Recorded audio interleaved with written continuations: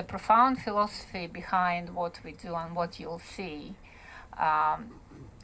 is not really widely known or understood, and this is a chance to explain and present the stock-free organic systems. I'm Tamara, by the way. I'm Toli's wife, and I offered to chair this session and ask my guests, Fred Bonestroo, Dan, Graham, and Toli, to help me present the philosophy and the essence of stock-free organic systems and stock-free organic certification. I also help Vegan Organic Network to run the stock-free organic certification scheme and the standard, and we'll talk about it a little bit more. I also would like to thank Dan and Vegan Organic Growers, Vegan Organic Network for sponsoring this event, the whole event, for sponsoring this stage, this marquee, and for being next to us along this journey. So I would like to invite Dan because Dan represents Vegan Organic Network, and Vegan Organic Network is the association that is the proprietor of the stock-free organic standard. So it's a private standard. It's optional for organic growers and farmers to attend to, and it was developed by the Vegan Organic Network. So they hold the standard and they work with the Soil Association and potentially with other certification bodies to make it more widespread and adopted by more growers and farmers. So I would like to invite Dan to tell us a bit of the history of the Vegan Organic Network and of this standard, and why you guys are so keen to promote and support this type of organic certification. Right. Hello, everybody. Right, yeah, I'm Dan from the Vegan Organic Network. We're an educational charity, and we're all about creating a green, clean, cruelty-free world, a world with clean rivers and oceans, abundance of wildlife, and healthy, nutritious food for all. And what's not to like about that? Who doesn't want to live in a world with abundance of wildlife and clean rivers and oceans? And it makes me wonder sometimes, with this shared vision, how we've got into the mess that we're in today. There's a recent report, the State of Nature report, put together by UK's top wildlife scientists, which said that we're at the risk, the UK is at risk of losing 1 in 6 species. It says that our rivers are awash with manure, fertiliser and pesticides. The sewages are overflowing, but sewages can contribute 5% to the pollution of our rivers, whereas agriculture, farming, contributes the most at 40%.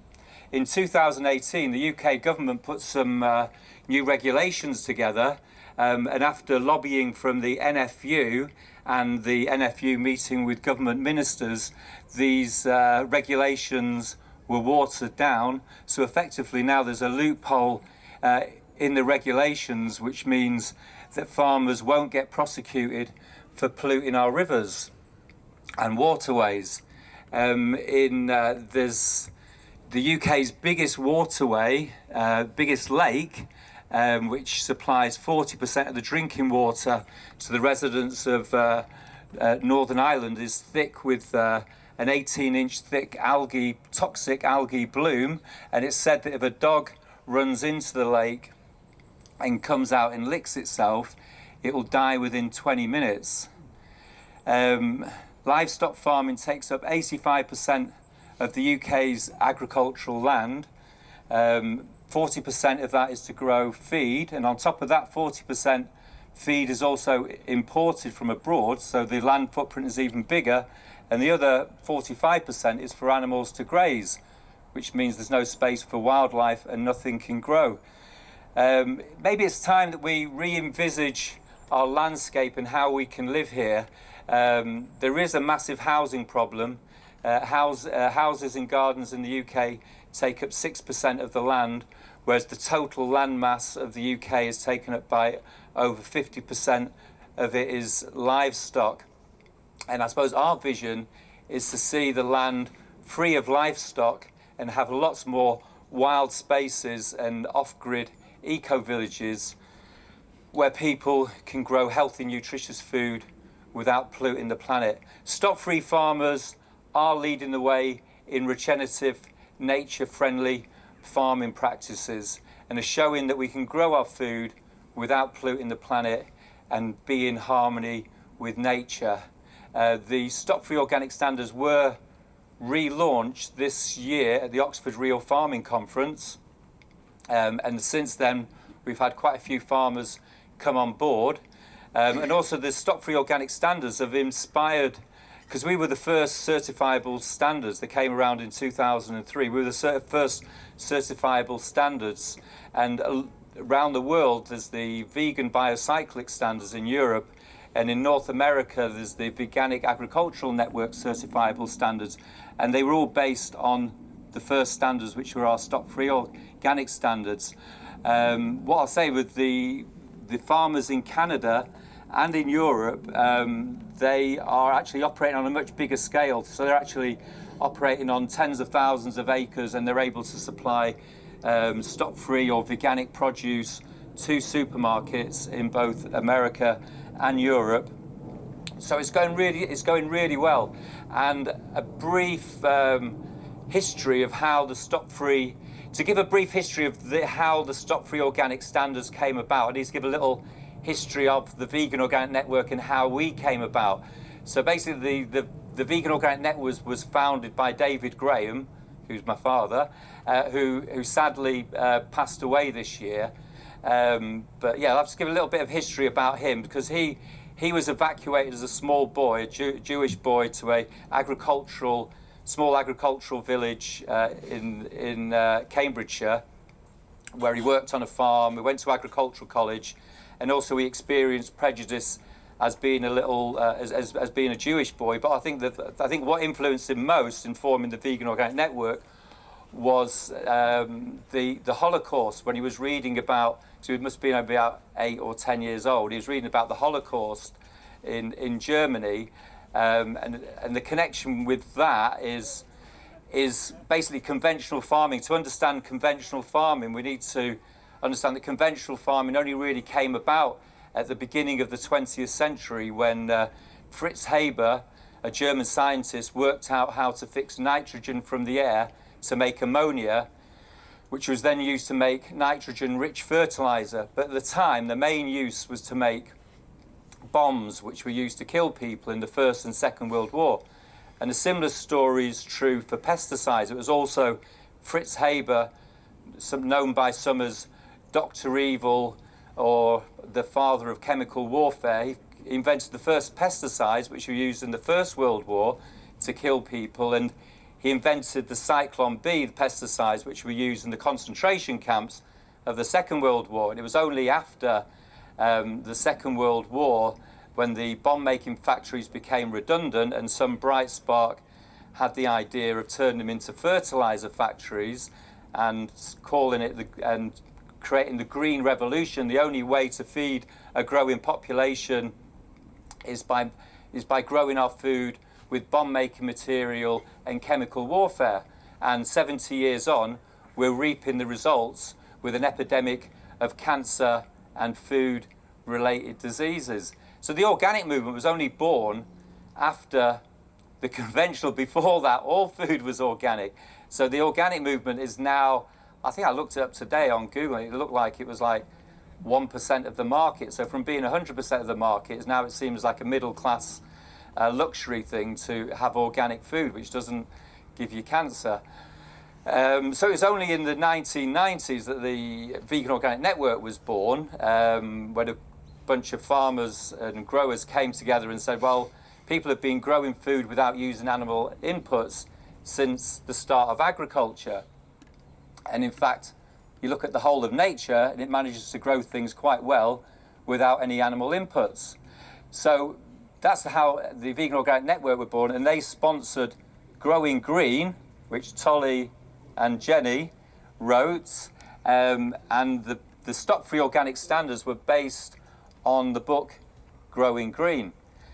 So that's a sort of brief history of Growing Green, and where we're up to now is we've got the last few copies of Growing Green are on our stall through there, and when they've run out, that'll be the last of them until Tolly does his amendments. No pressure then. Which will be sometime in the next 10 years.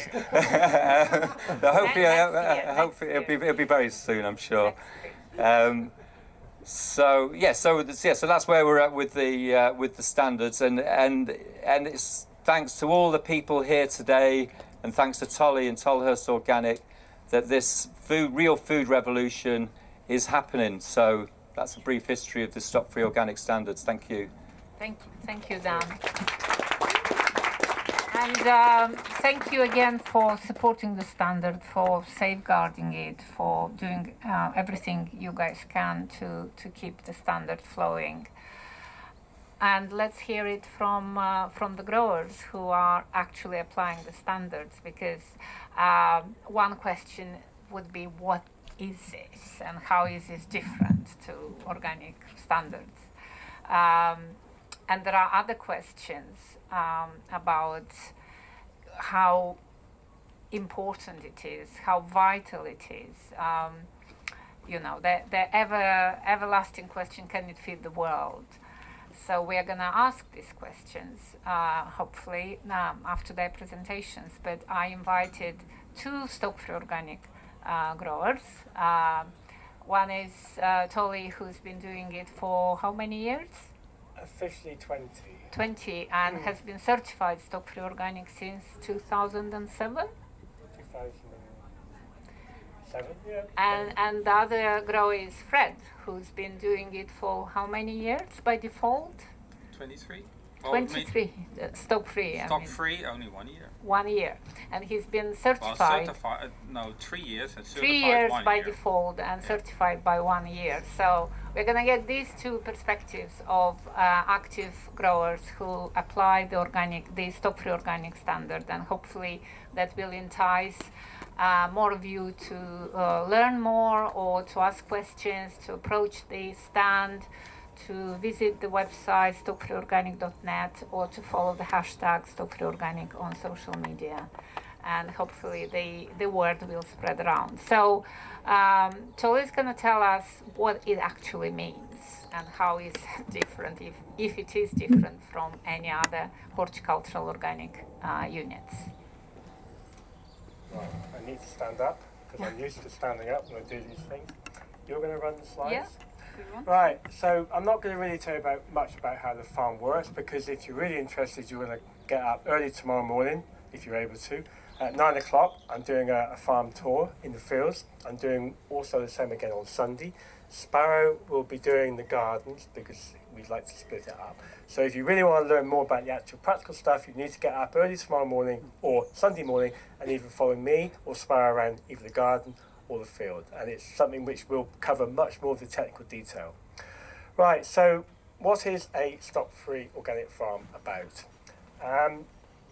The word stock-free is something we debated over for a long time. I don't know if you remember this, but your father and I and some other people were trying to find a word that would encompass what we were doing. We came up with this word stock-free. It's a bit like word organic. We kind of wish we hadn't got it because there's a better word for it, but that's the one we're stuck with now, and that's the one we're going to continue to use. Next one. So you could call it a vegan farm. I mean, this is the other way that people tend to describe it. Veganic, the word veganic comes up.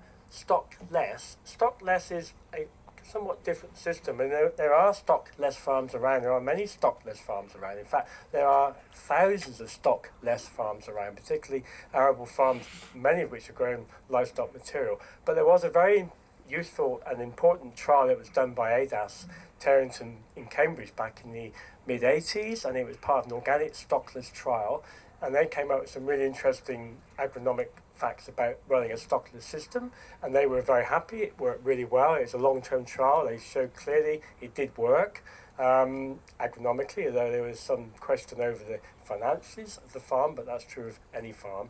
So stockless is a slightly different derivation. Stock-free organic is the one we came up with, and I'm going to describe to you really what stock-free organic actually means.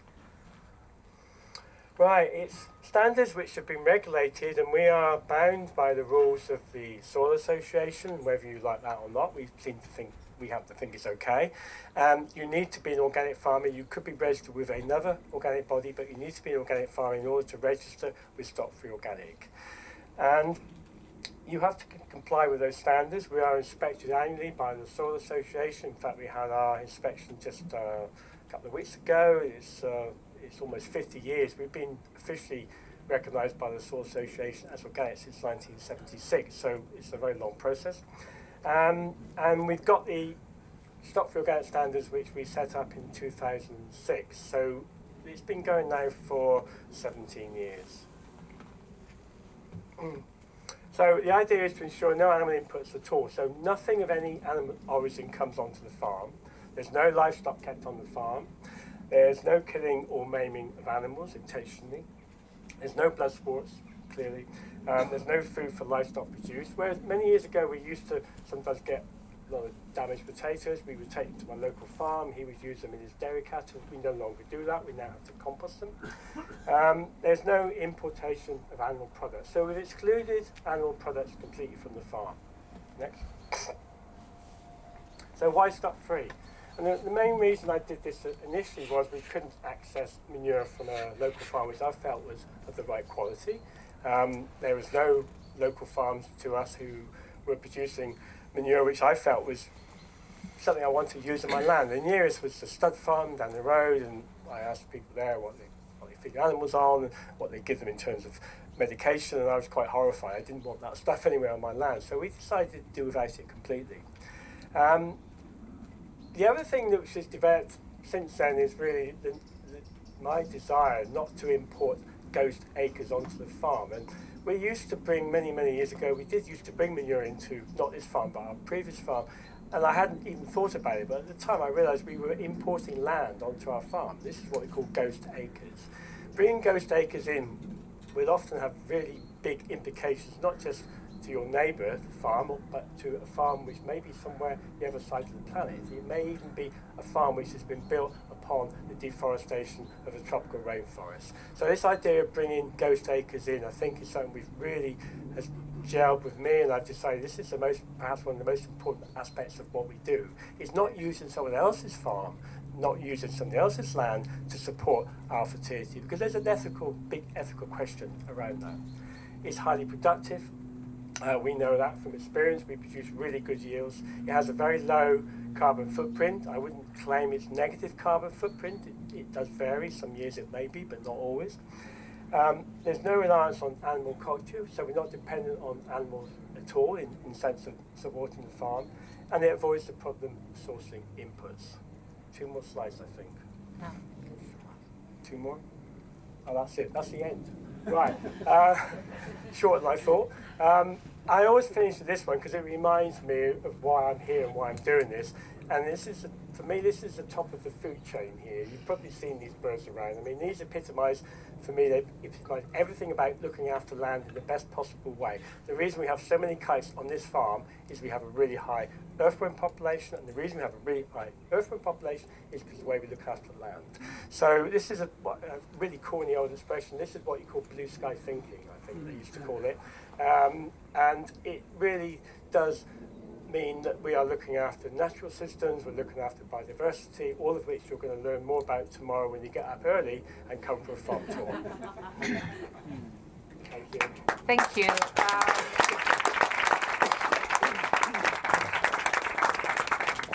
And thank you, Tolly, for coming to the talk. I know how questionable this was about 2 days ago when he was really ill in bed, and I think the pressure of performing made him feel better, and and also the anticipation of the whole event, because we've been so much looking forward to this event and having so many people, and to miss that to a stupid cold would be too sad. So this is a story of someone who has basically, I don't know, shall I say you invented the system? No. No. I don't believe anybody can invent any system. I think systems develop naturally. So I don't claim to have invented this at all. This wasn't a light bulb moment. I didn't suddenly wake up one morning in bed and think, I know what I'm going to do. I'm going to have a Stockfree organic farm. It wasn't anything like as simple or as easy to claim as that. This developed over a period of time. It developed through default as much as anything, and it kind of took quite a long time for this whole idea to gel. In fact, I didn't even know we were a Stockfree organic farm until your dad turned up one day and told me we had a Stockfree organic farm. And I hadn't really twigged it, and it was at that point I suddenly realised that what I'd been doing all those years was towards this point, but completely by default rather than by design. So, no, I didn't invent the system at all. I wish I had. But you did contribute to the development of the standard, and Yeah. also Stockfree Organic was the first farm in the world actually to be certified professionally as a Stockfree Organic farm. And by default is a word that we hear a lot in our work to safeguard and promote the Stockfree Organic standard, because a lot of growers and farmers are Stockfree Organic by default. But they either don't realize that, or they're just not certified. And this is where our work goes into opening the possibilities and the practicality of certifying the farm as a Stockfree organic farm, and supporting these growers and farmers who want to be Stockfree organic. So there are a lot of our friends who have been Stockfree organic by default, and this is where we are trying, as Dan calls them, the low-hanging fruit.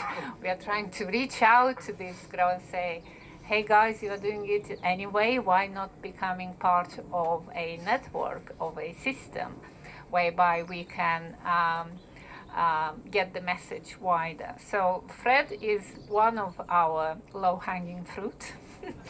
And we coined him at the at the Oxford Real Farming Conference. I said, come on, Fred, it's time you own up.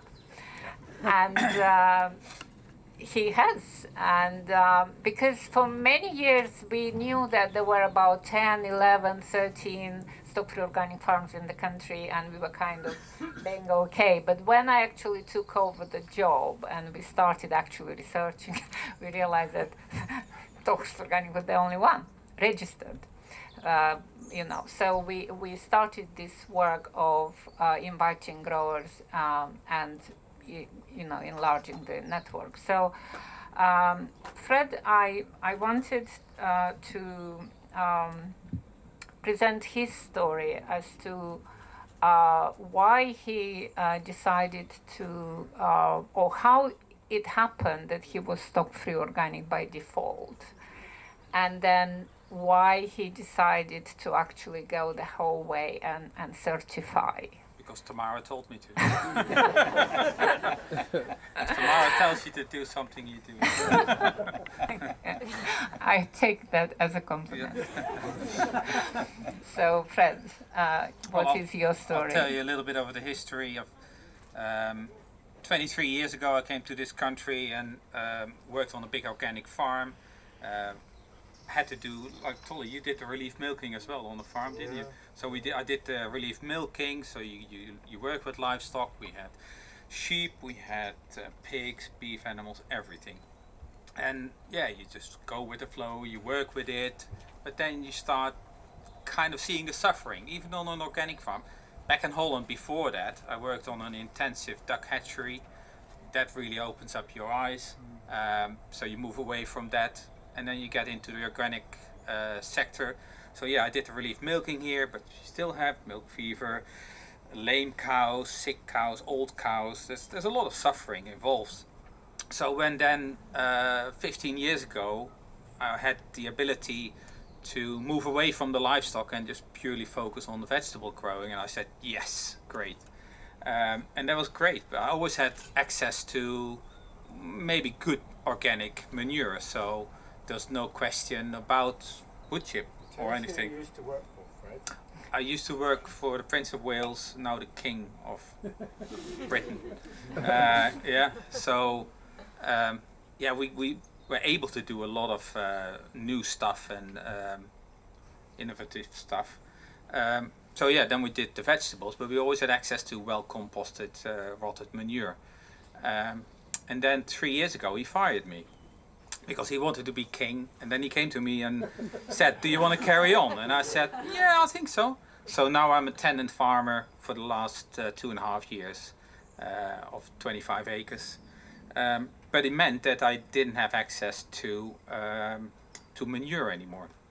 So, and then of course I've been a big follower and looking over the hedge to Tolly about his wood chips, and we've been doing that for 7 years. Well, I've been doing it for 7 or 8 years, and if Tolly does it, it's got to be something in it. So I followed him, and yeah, so then 3 years ago I lost the ability to get good manure, and also what Tolly said about fertility miles. That's what I keep banging on about as well. You know, fertility miles. I don't want to have the fertility from that other farm, who you don't know what they're putting, what they're feeding their cows, even if they're organic. You know, it's still fertility coming from God knows where. You know, and so I went down the stock-free route. So we had good green manures. I had my wood chip, and then Tamara said, "You got to be stock-free certified." So that's what I did, and it's been an easy journey, but you have to have something to make up for the loss, if you want to call it a loss, which is a good green manure and the wood chip. And if you can have that, then you're well away. Thank you. Yeah. One question is for Fred as a newcomer into the organic, into the stock-free organic, and I'm going to have a couple of challenging questions to all of you before we open the floor for questions. Are you expecting anything different in the way you promote yourself or present yourself, in your brand, in your income, by being stock-free organic? Or what, you know, apart from me bullying you into that, what is the expectation for you, the motive to go into that, into the certification route? It wasn't so much the financial, because although I do have a few vegans now coming to the farm harvesting the vegetables, and they are going to spread it in their small community, I don't think the financial gain is going to be massive.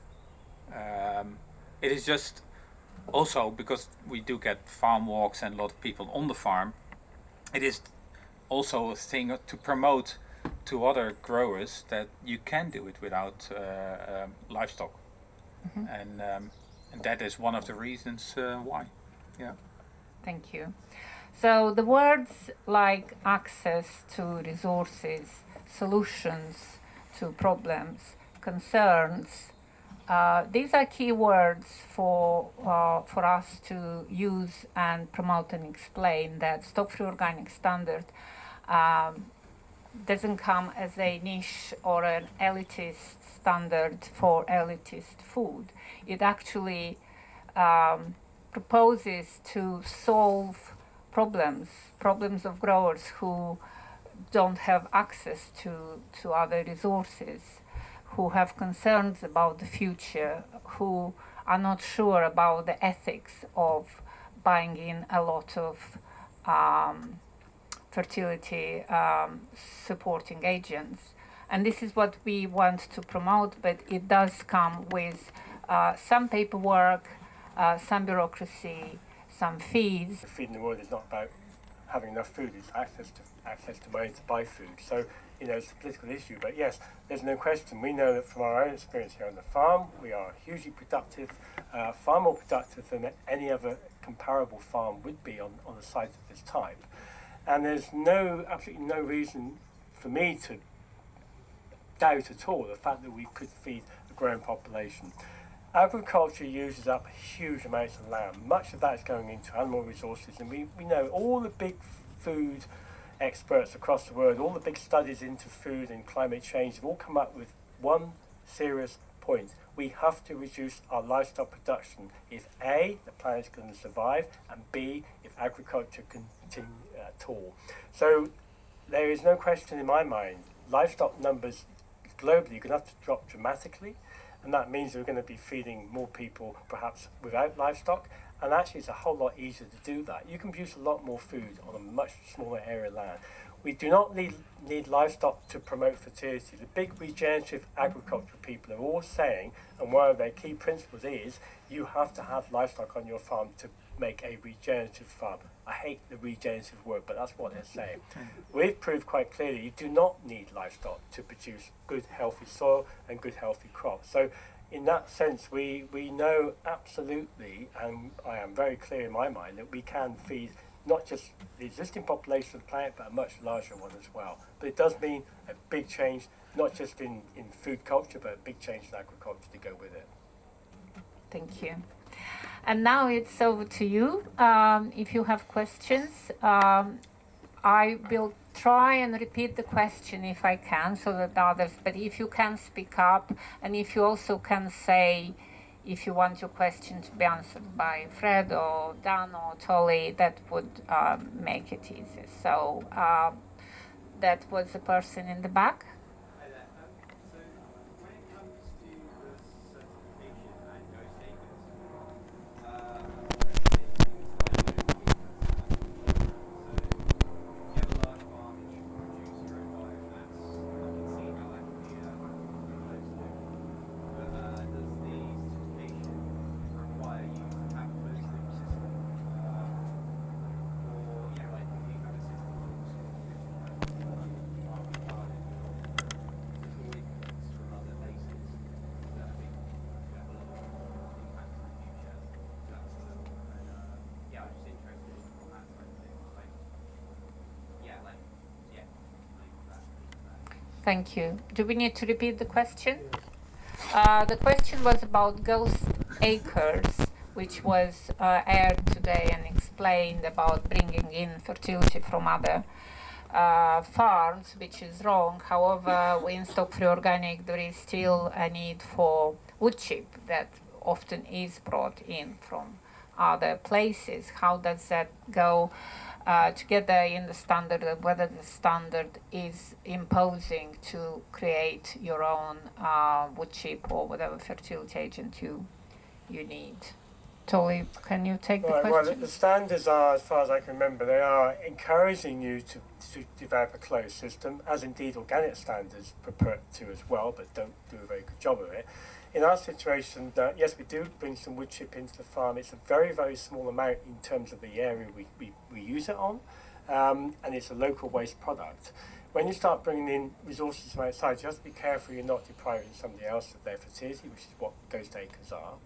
And there are many examples of very small, very intensive, what I call bio-intensive units that are importing vast amounts of organic material, mostly from green waste sites, and putting on sometimes up to 1,000 tonnes per hectare of material every year. This is not a good use of resources. So the targeting and being very careful about how resources are used are within the spirit of the standards. I don't think there's an actual part of the standard which says how much you can or cannot put on. No, and the question was, if you have a large enough farm, you can produce most or part of this material. If you are a very small holding, you would still have to bring it in. How would that Right, well, we are allowed to import organic materials, providing the source is pure and clean. It doesn't have to be organic. It is, again, about how much you bring onto the farm, and also it's about how much nutrient you apply to your farm, because it's very easy to overdose nutrient on farms, particularly small farms. So there is legislation that's covered broadly by the organic standards, the Soil Association standards, or any other certification body. They are quite loosely administered, and there are many cases of people who are bringing in far, far more onto their farm than they are actually allowed to in terms of the standards. That's really down to bad certification standard, bad monitoring and bad inspection. And I didn't go down the green waste as well, because you don't know what's in there. Yes, they do test it, but you have got no idea what's in there. And with the wood chip, my wood chip comes from within 5 miles from one supplier, and I know what he knows what I want, and we work really well together. To him, it's a waste product, and I turn it into something extremely valuable. So is your idea that unless you make abuse of the compost, you actually don't need a lot? No, I mean, you don't need a lot if you do it properly. I mean, it depends on your rotations and your scale of operation. Most people using vast amounts of compost use it for weed control. They don't use it for fertility. They've got huge amounts of fertility. They've overdone it in many cases. So this idea you have to bring in vast amounts of fertility is not true at all. In fact, fertility has to be managed from within the farm.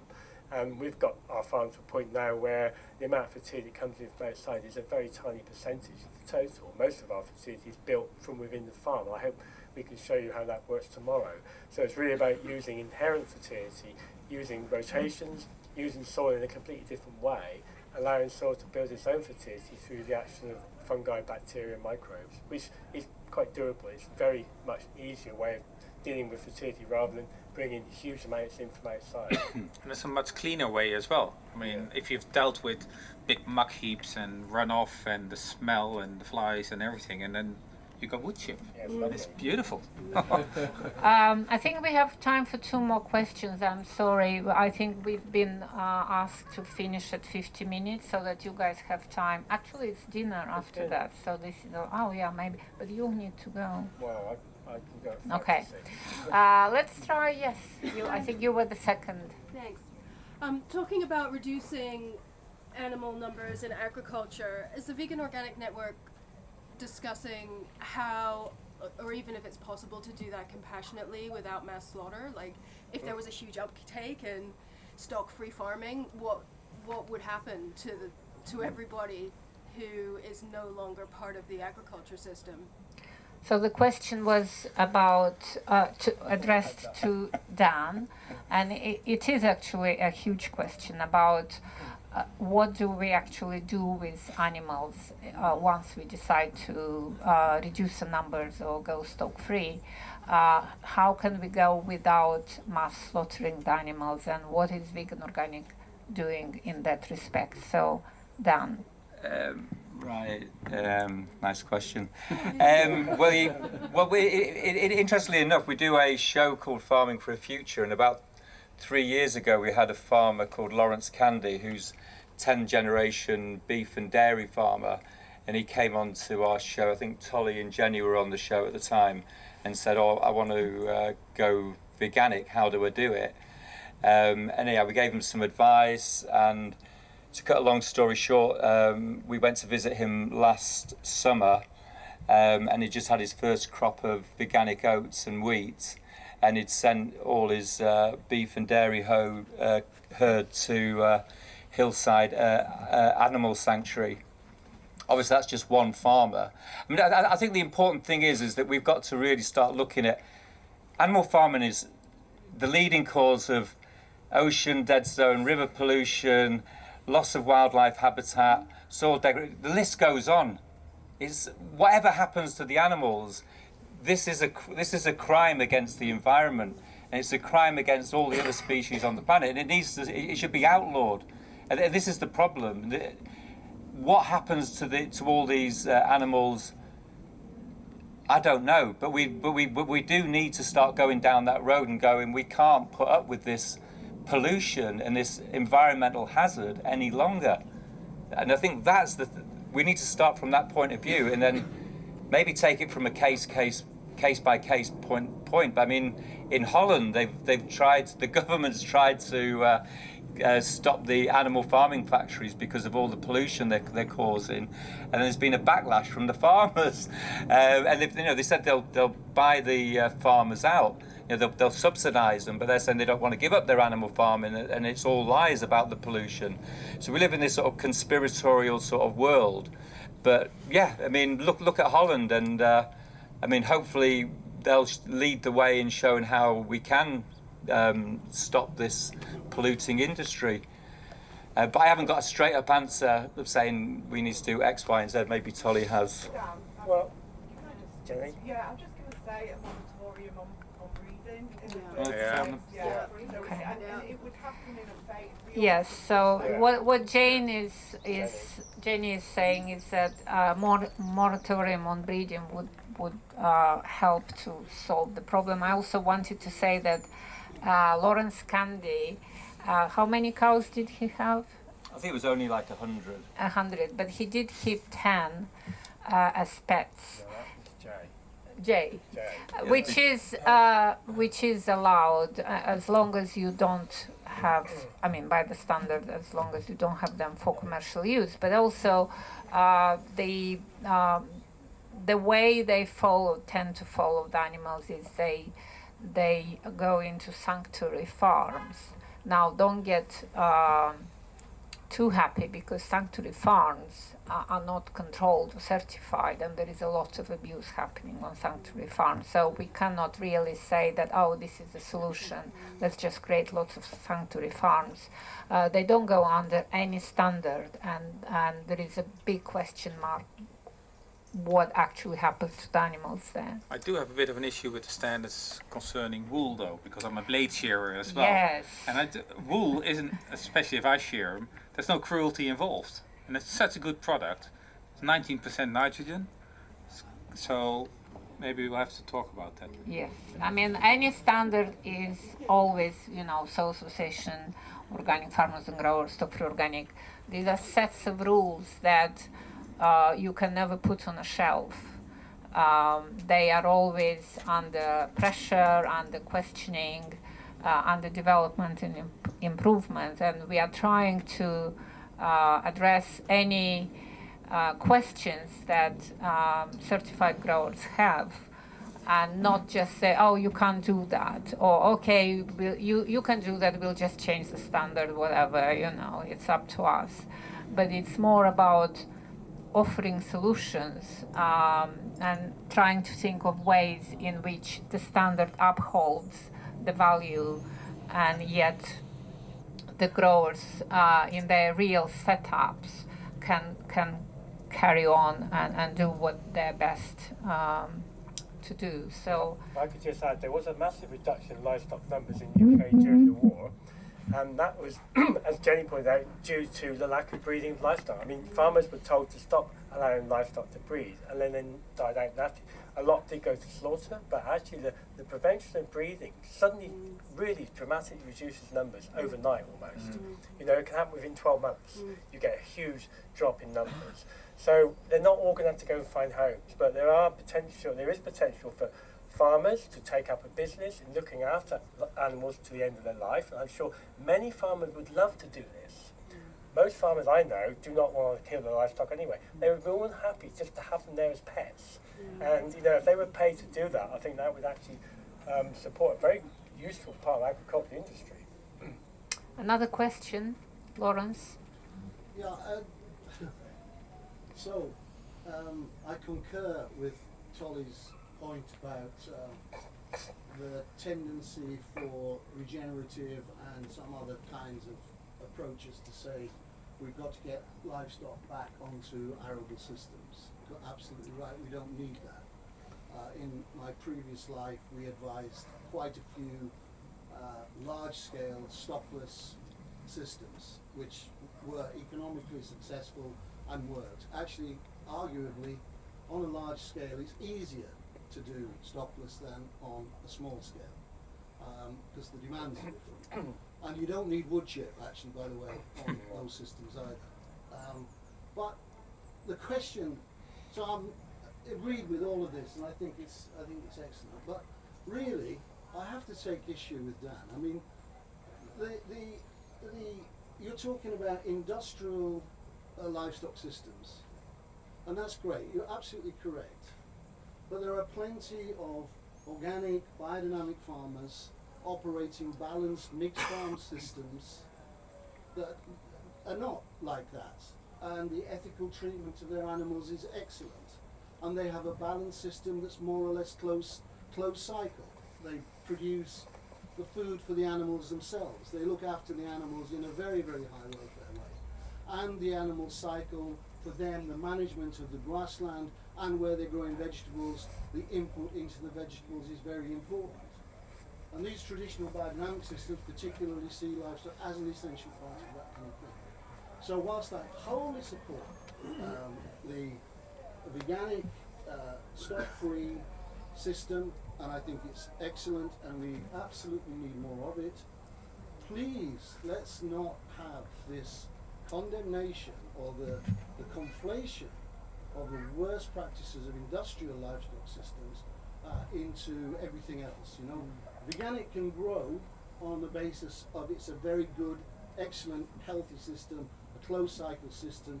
You don't need to imply that balanced mixed farm systems are the same as industrial. So, shall we try and encompass that in a sentence? I've never tried to summarize Lawrence's question, so I'll try now. But the question or the argument or the statement was not to mix the industrial animal farming with the organic animal or livestock farming, which is most of the time perfectly in line with all the values and the processes. And would you like Dan to take your comment, or shall we close on that statement? Well, I mean, I think the question is that whatever system you're using, you've got to look at how much land you're using and how much and how many people you're feeding, and how economic, how economical are these systems? You know, how many people do they eat, and is it just a system for the wealthy few that can afford this type of food? From what I understand is that these systems use significantly more land than the industrial farming methods. I mean, correct me if I'm wrong. No. Yeah. What's that? You're wrong. I'm wrong. Oh, they don't use more. Depends on the system. Yeah. Depends on the farm. Depends on the system. You can't find, Monbiot's bollocks, the extrapolation of poor research into this condemnation is terrible. We shouldn't fall for it. It very much depends on the farm and the farm system. And if you have a traditional system operating on biodynamic lines particularly, you've got a balanced system. And the output, yes, you're right about the measurement of output, but what's the measurement of output? You're just talking about yield per acre in terms of food. Are you talking about biodiversity? Are you talking about landscape values? Those are all issues. So let's not get dragged into this. Lawrence, people behind you can't hear you, so unless you take the microphone. Okay, yes, but you have your own session, which is when? Tomorrow? On certification? Yes. Is it tomorrow? What time? Oh, no. Well, anybody who wants to get into hot debates, I would really encourage you to talk to Lawrence in his session, or I'm gonna plug in our panel session tomorrow at 11, Reboot Organic, where Lawrence and Tolly and Mark Measures and myself, we're gonna bring our plea for raising the profile of organic farming and food. So we hope very much you will join us here at 11. Until then, thank you very much for joining us. Do come to the information stand of Vegan Organic Network. There are more details about the standard. You can email us or visit our website. And please enjoy the dinner and the music, which is going to be fantastic tonight. Thank you very much.